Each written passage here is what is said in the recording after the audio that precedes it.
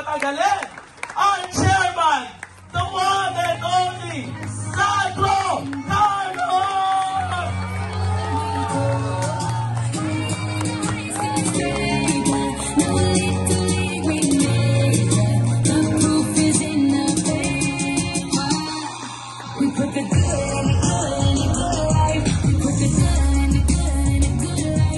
Okay, so okay na mapalakpakan mo muna yung sarili mo. Grabe, napakagaganda, napakagwapo ng First Class International. Palakpakan natin sarili natin. 14 years ago, nung nakita ko yung ganitong klaseng industry, isang malaking palaisipan sa akin dati, ano bang meron dito?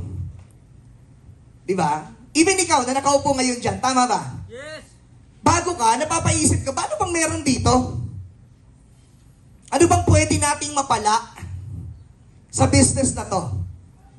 At higit sa lahat, sulit ba ang oras na ibibigay ko sa business na to? Ganon din ba kayo? Yes. Ganyan na ganyan ako 14 years ago. And nung nakita ko na maraming tao ang nagbabago ang buhay sa industry na to, doon ako kinilig. Paano doon ako kinilig? Very simple. Gusto ko rin kasi talagang yumaman. Kayo ba? Gusto niyo rin bang yumaman? Yes! Gusto ko yumaman.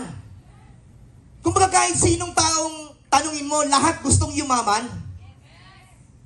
Kaya nung naintindihan ko na pwedeng yumaman sa industry na to, guys, tumaya ako. Ibig sabihin ng tumaya, hindi ako sumali dito para sa part-time income. Hindi ako sumali dito para sa extra income.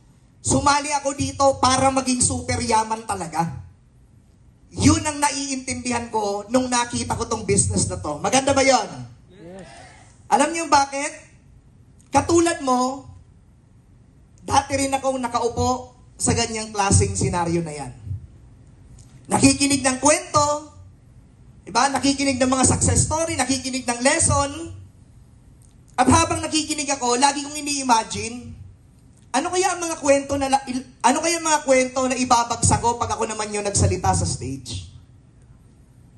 Anong klaseng success kaya ang maishishare ko sa mga taong makikinig ng kwento ko? Bakit? Lahat po tayo nagsimula sa pagiging bago. Tama ba? Yes. Lahat tayo nagsimula sa pagiging beginner. And minsan napapaisip ko, tama ba itong pinasok ko? But I'm telling you, kung yung nakikita mo ngayon, at nai-imagine mo yung sarili mo na pwede rin sa akin mangyari yan, maniwala ka sa akin kung magtutuloy-tuloy ka, malayong-malayo ang mararating mo.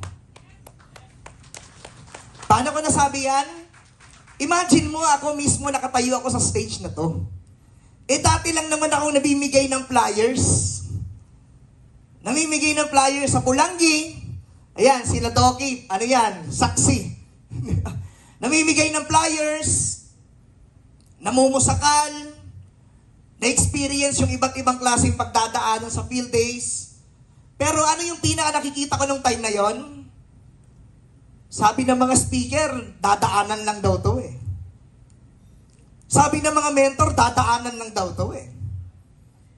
So yung naging mindset ko that time, kung dadaanan lang naman to, 10K ako.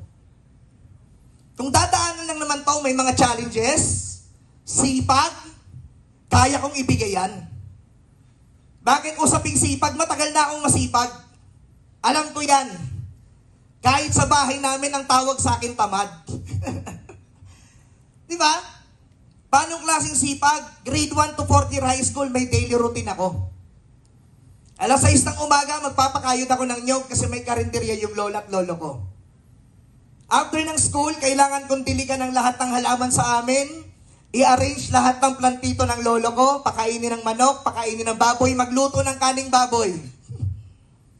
Yun ang routine ko daily. Bago ako pwedeng maglaro sa labas ng bahay namin.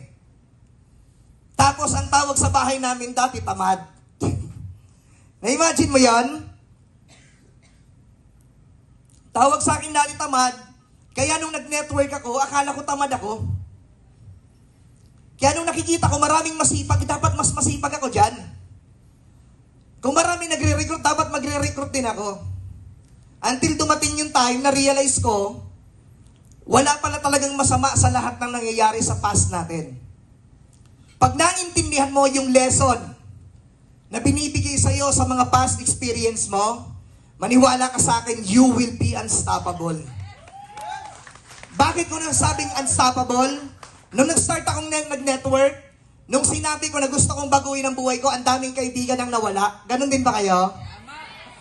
Nung nag-decide ako na gusto kong yumaman, maraming mga tropa mo ang nagsihiwalayan sa'yo. Tama ba? Okay lang yan. Bakit? Malamang sa ngayon, baka hindi pa nila naiintindihan yung gusto mong gawin sa buhay mo. Pero ang tips ko sa lahat ng nandito ngayon, sipagan mo ng todo. Galingan mo ng todo. At ibigay mo yung pinaka-best mo every day of your life.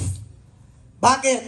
Pag binibigay mo yung best mo every day of your life, darating ang time, gigising ka, happy-happy ka sa buhay mo, katulad nangyayari sa buhay ko ngayon. Bakit? Ako po yung alam ng buong FCA community, lagi ko sa inyong kinukwento. Ako, I'm very happy with my life. With my beautiful wife. Diba? Siyempre naman, may one and only. Elina Puli.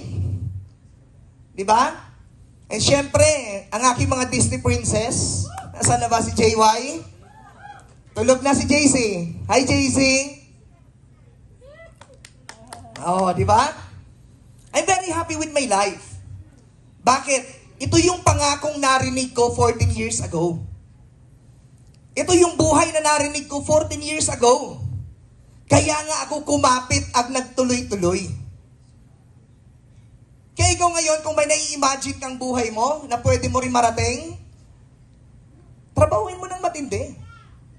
Nasa tamang oportunidad ka na. Nasa tamang pagkakataon ka na. Nasa tamang company ka na. Nasa tamang opportunity ka na. Hahatawin mo na lang talaga ng matindi. Kaya ba natin yon? Yes! Kaya itong community natin ngayon, kumbaga, dumaan na yung pandemic. Sino ba dito yung mga pandemic babies? Taas ang kamay. Ang dami, oh. And kung mapapansin mo, marami na rin sa dati mong kasama ang wala. Ano yung pinakamasaya doon? Maraming bago na kasama tayo ngayon sa First Class International. Kaya kung dati, tulad ng sinabi ko sa inyo, kung 14 years ago, nag-start ako nangarap, iniwasan ako ng tao. Diba? Na-experience ko yun? Iniwasan ako ng tao. Pero nangyari naman yung mga pinapangarap ko dati. Na-experience naman yung na mga kinukwento dati.